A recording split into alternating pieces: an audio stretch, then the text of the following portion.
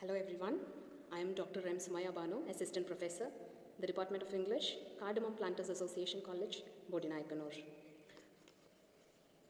I welcome you all to know a few terms or theories related to literary theories. So I have chosen eco-criticism from the literary theories. Literary theories itself is a very interesting field provided we understand the relevance. Here, while talking about eco-criticism, it is just the study of literature with the keen attention, with the sharp attention to the significance of nature. What does nature has to do with literature? You all know very well that literature is the reflection of a life.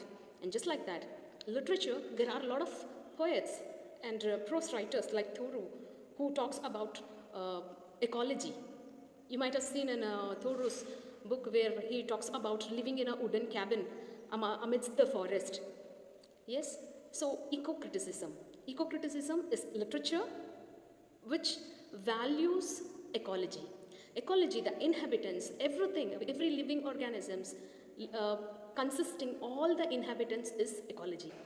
So here we are going to see about eco-criticism. And I have simplified eco-criticism as much as I can so that everybody understands what eco-criticism is. Let's start with the slides.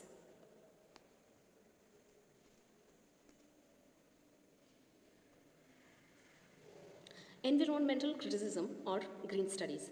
Eco-criticism is a word where English people, that is American people, used this word eco-criticism, and the British people used it as green studies, right? So eco-criticism is the very youngest of all revisionist movements. It has influenced the humanities over a few decades. So right from when it started till date, it has been a very important topic. Wherever you go or wherever you see, everything is about nature. And we know there are so many things harmfully happening to the nature. We say the soil erosion, deforestation, pollution. So everything, we do not have our planet Earth properly, like we couldn't be the inhabitants anymore if we destroy nature. So everything is there in the nature. Nature and man's life are so acquainted, like without one the other cannot exist. Maybe in this regard I should say nature of course can exist without man, but man need nature. So that is why this ecological system or the environment is so very important. And this study is, as I've already told, it gives more of attention to the nature. What does literature say about ecology or how it values the ecosystem? So while understanding the theory of eco-criticism, you just need to ask a few questions. What, who, when, and how?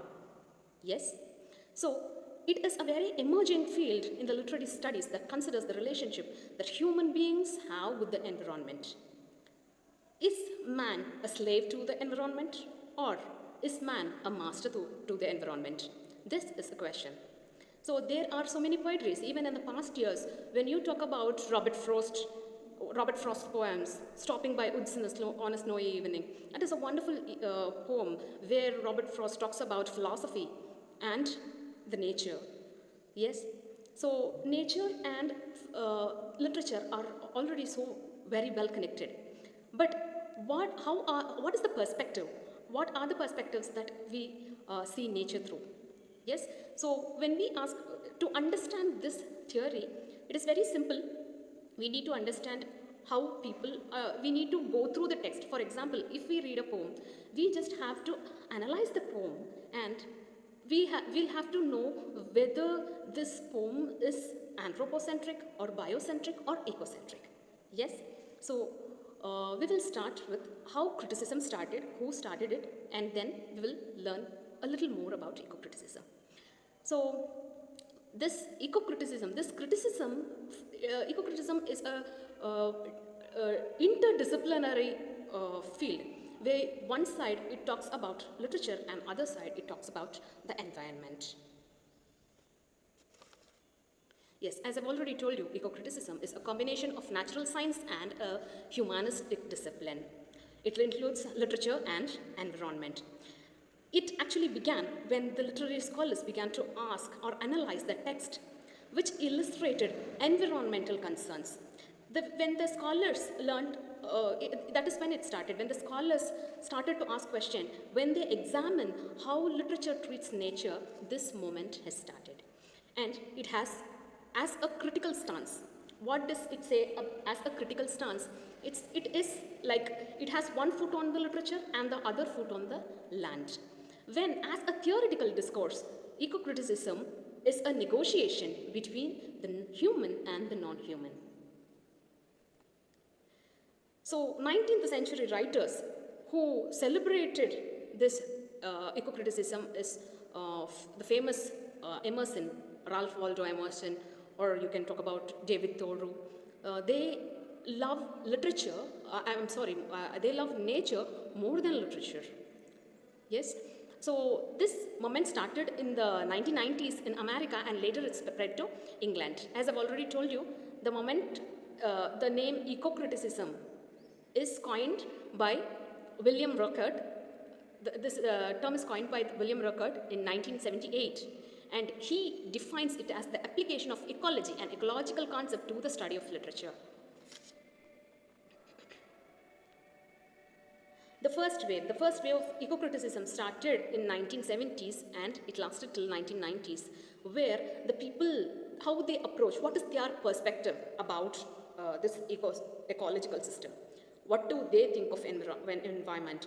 It is that they thought man is superior. Yes, man is superior than nature.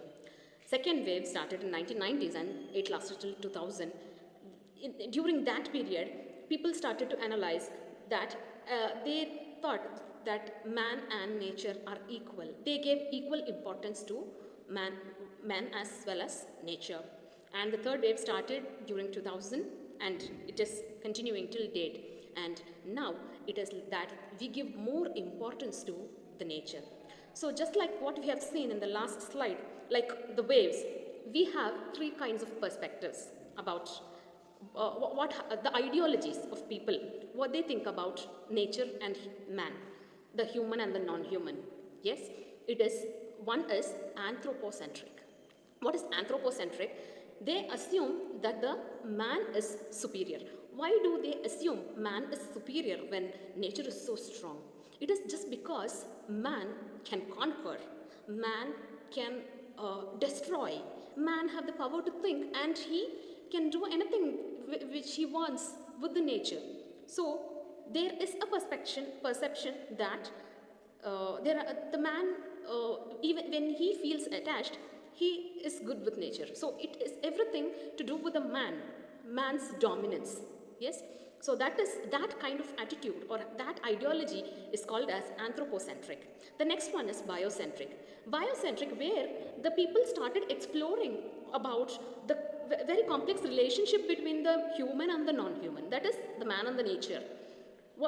It is just that they thought these both, the second wave talks about this, like the man and the nature are equal.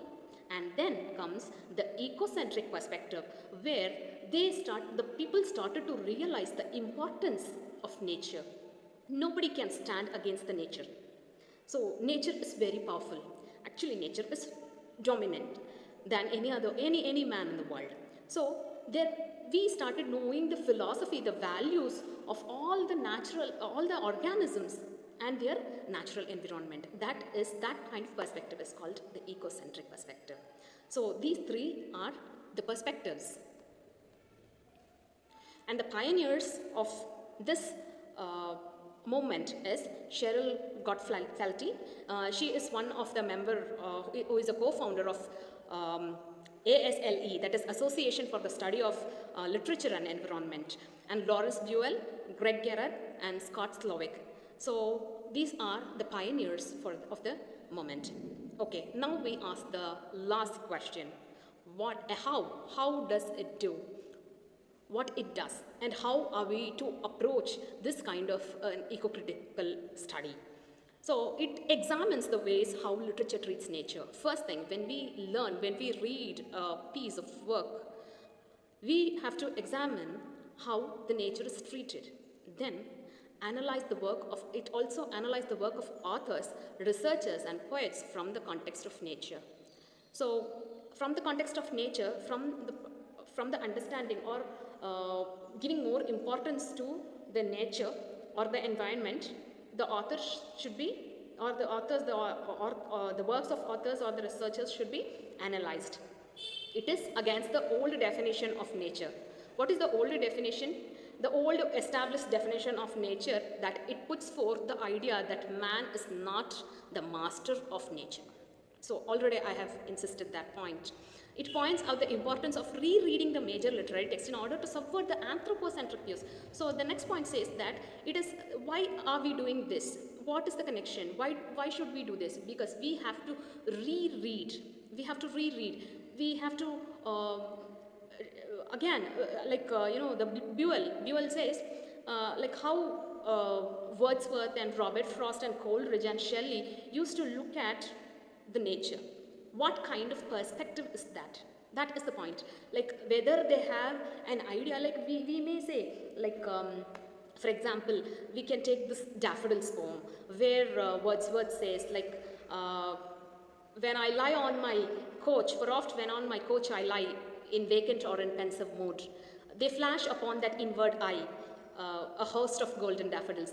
He is so inspired by the beauty of the daffodils, and he used to praise the beauty of it. So what kind of perspective does Wordsworth have while talking about this poem? So that is the eco-critical study.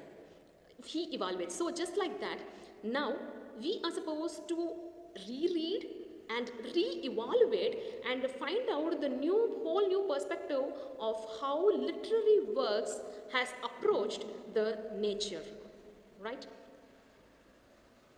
And when we study the eco-critical text, what are we supposed to expect? The first question is, how is nature represented? How is the author representing the nature? And what is the physical setting? Means how the environment is, and are the values expressed, are the environmental values expressed properly? This should be the hypothesis. Thank you for watching my video. Thank you.